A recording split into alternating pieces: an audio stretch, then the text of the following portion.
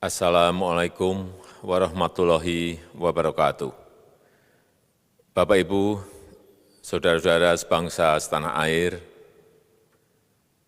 pagi tadi saya telah memimpin rapat terbatas secara virtual tentang Undang-Undang Cipta Kerja bersama jajaran pemerintah dan para gubernur. Dalam undang-undang tersebut terdapat 11 klaster yang secara umum bertujuan untuk melakukan reformasi struktural dan mempercepat transformasi ekonomi. Adapun klaster tersebut adalah urusan penyederhanaan perizinan, urusan persyaratan investasi, urusan ketenagakerjaan, urusan pengadaan lahan, urusan kemudahan berusaha, urusan dukungan riset dan inovasi, urusan administrasi pemerintahan, urusan pengenaan sanksi, urusan kemudahan pemberdayaan dan perlindungan UMKM, urusan investasi dan proyek pemerintah, serta urusan kawasan ekonomi.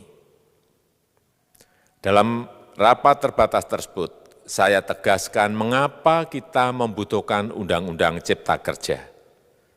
Pertama, setiap tahun ada sekitar 2,9 juta penduduk usia kerja baru, anak muda yang masuk ke pasar kerja, sehingga kebutuhan atas lapangan kerja baru sangat-sangat mendesak.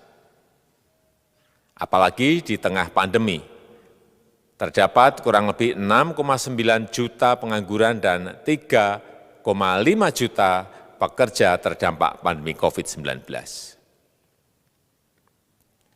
Dan sebanyak 87% dari total penduduk bekerja memiliki tingkat pendidikan setingkat SMA ke bawah, di mana 39% berpendidikan sekolah dasar.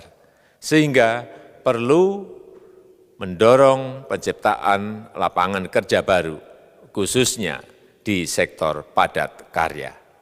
Jadi, Undang-Undang Cipta Kerja bertujuan untuk menyediakan lapangan kerja sebanyak-banyaknya bagi para pencari kerja serta para pengangguran.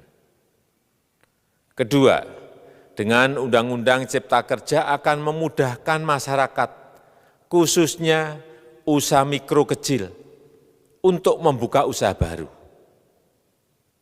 Regulasi yang tumpang tindih dan prosedur yang rumit dipangkas. Perizinan usaha untuk usaha mikro kecil (UMK) tidak diperlukan lagi, hanya pendaftaran saja. Sangat simpel. Pembentukan PT atau perseroan terbatas juga dipermudah.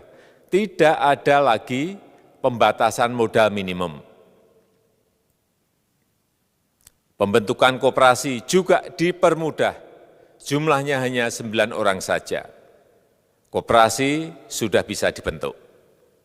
Kita harapkan akan semakin banyak koperasi-koperasi di tanah air. UMK, usaha mikro kecil yang bergerak di sektor makanan dan minuman. Sertifikasi halalnya dibiayai pemerintah, artinya gratis. Izin kapal nelayan penangkap ikan misalnya, hanya ke unit kerja Kementerian KKP saja. Kalau sebelumnya harus mengajukan ke Kementerian KKP, Kementerian Perhubungan, dan instansi-instansi yang lain. Sekarang ini cukup dari unit di Kementerian KKP saja. Ketiga, Undang-Undang Cipta Kerja ini akan mendukung upaya pencegahan dan pemberantasan korupsi. Ini jelas karena dengan menyederhanakan, dengan memotong, dengan mengintegrasikan ke dalam sistem perizinan secara elektronik, maka pungutan liar, pungli dapat dihilangkan.